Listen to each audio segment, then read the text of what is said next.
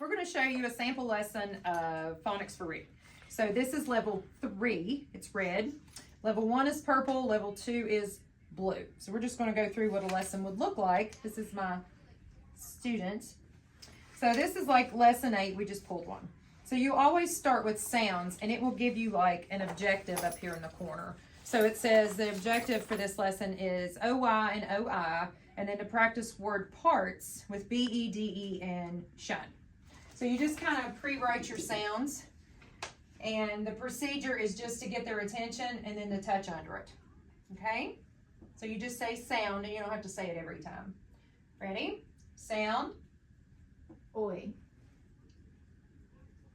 E. Oi. I make a mistake. Ah. Okay? So she made a mistake, so I would just redirect her and I would say, you can say my turn, or I can say, OA says O. Let's try that again. Ready? O, your turn. O. Good job. And then maybe you can back up and do it again, but you just want to make sure you correct them and they get the right sound. So that's the sound work right there, the sound drill that's in your book.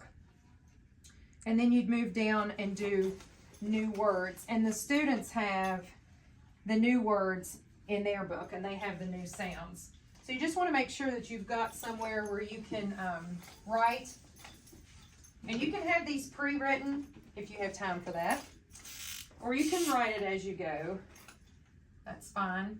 And you may not have time every day during your MTSS to do all of the words, and that's okay.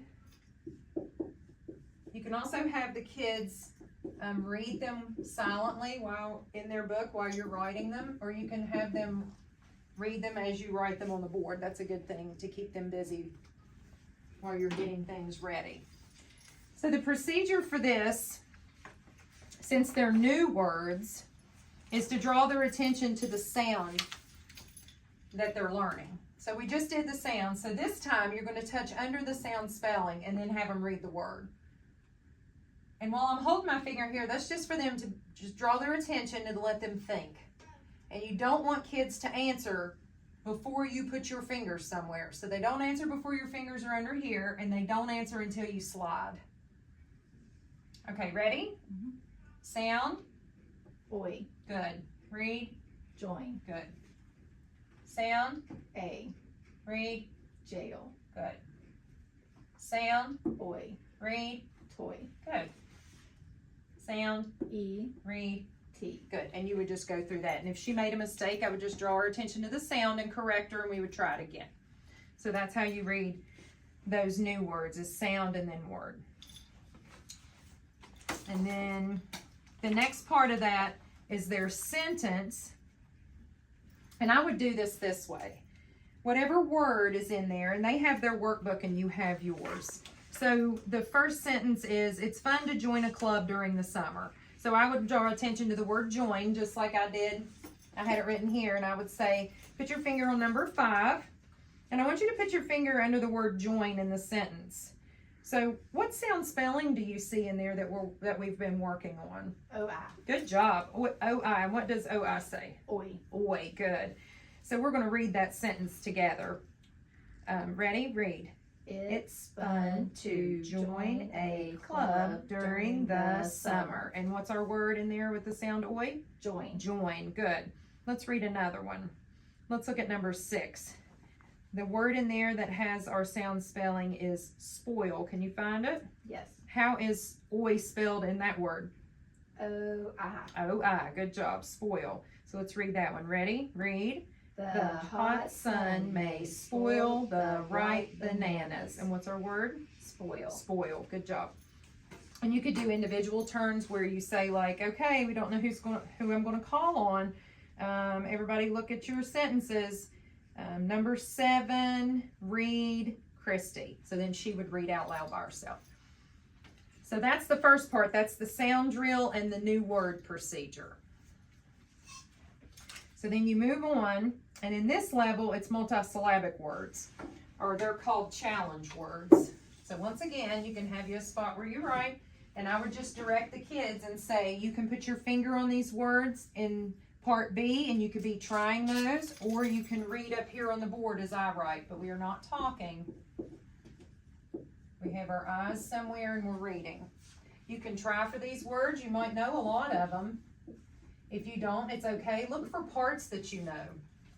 Look for syllables that you may know.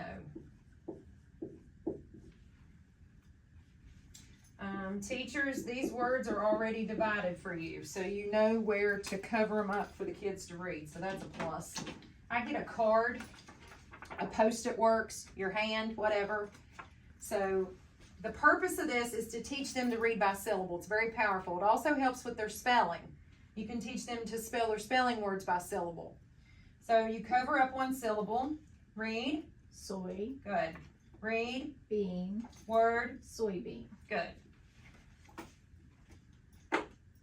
Read. Noise. Read. Less. Word. Noiseless. Good job. Read. And. Read. Noi. Read. Annoy. Good. And see, she had to adjust that. So if they would say like annoy, you would say, does that sound like a word you know? She annoys me.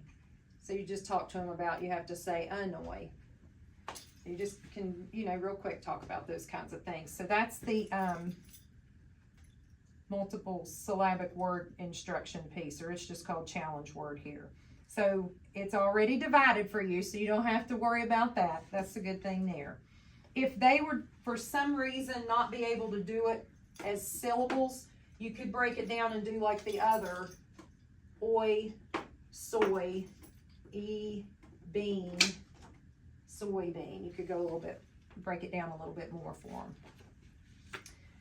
Okay, so you move on, and then you do word parts. So you tell your students, find part C in your book. We're going to touch the first word. What is the word? Become. Good job. What is the underlined word part? Be. Good. Touch the next word. What is that word? Delay. Good. What's the underlined word part? Duh.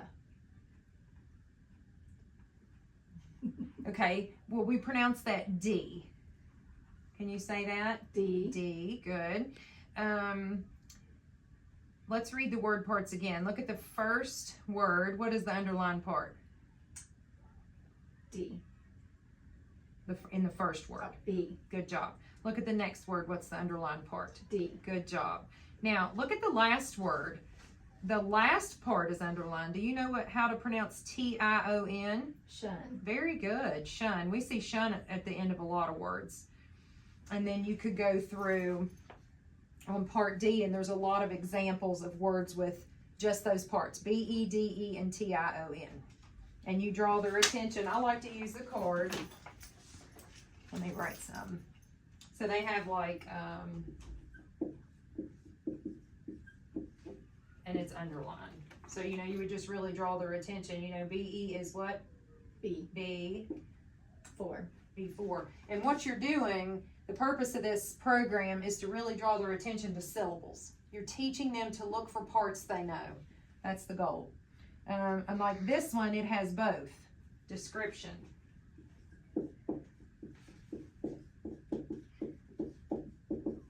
So you can even do this. You can say, what do you see? What do you see a syllable at the beginning of the I word? see T-I-O-N at the end. Good job. And how do we say that? Shun. Great. Do you see a syllable part you know at the beginning? D. Great.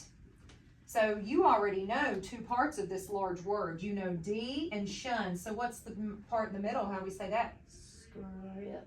Excellent. So let's put it all together. Description. Word. Description. Great. So that's how you're teaching them to read these multisyllabic words. So when you get over into the passage piece, if they get stuck, you're going to direct them back to this procedure. They might write the word down that they're stuck on a post-it, and you're going to encourage them, find the parts that you see. And that's how you're going to push them through reading these larger words. Okay. Sight words. If you have kids that you know need them, do that part. If not, skip it. So we're on to the passage section. And there's a passage for every lesson, and it's really good. So this would be the last part that you would do. You don't have to do the spelling, and you don't have to do the practice activities. So, you know, most of the time when I taught this, I did all of the word work, and then I did the passage another day. So one day was just word work, and the other day was a passage, because it's just a lot. You want to stop and video this on another thing, or you got it? Okay. All right, so now we're going to do our story. So we have 3 parts in our story. Can anybody tell me the title? Annoyed toys. Annoyed toys. Do you know what the word annoyed means? Yeah, my brother annoys me. Mm-hmm. Yeah. So what does it mean when he annoys you? How do you feel? He drives me crazy. Yeah. I don't like it. Okay. So it bothers you? Yes. Yeah. Okay. I understand that. Okay, so annoyed toys. So can a toy be annoyed? No, they don't have feelings. So do you think this story is going to be fiction or nonfiction? Fiction. Yeah, good. It's probably not going to be real. So I see a lot of places in here where characters are talking, so that's called dialogue. So we're going to have to read through and see what's happening in this story. So you could have them read paragraph 1 silently to themselves to start. And then you could kind of stop and ask them, what do you think's going on? And do that, and then read paragraph 1 together as a group. Then go on and do it with paragraph 2. Have them read it silently, and then read it aloud together chorally, and do that again with paragraph 3. Or if you have other strategies that you use in your classroom when you read, that's fine also. But the purpose is to give them practice with reading words that have the phonics, because this is a decodable. I was kind of trying to draw in some vocabulary too and some comprehension, but the main purpose is decoding. So we'll just do the first paragraph. We'll pretend that she read it to herself silently, and now we're going to read it together. So we're going to read annoyed toys together. So let's start with the first word up there at part 1. So ready? Let's read together. Ready? Read. The days seemed to crawl by, and still Roy showed no interest in his toys. There was a lot of gloom on the toy shelf. At times, Sweet Thing and Bess would fight, but the rest of the time, there was no noise at all. So we won't read the whole thing, but as everybody's reading chorally, you know, you can hear who's struggling and everything like that. So you could maybe stop at some point and let the kids go on and maybe pull over to the child who's really stuck and work with them in your group. So that's basically it. You do the word work piece one day and then do the passage the next.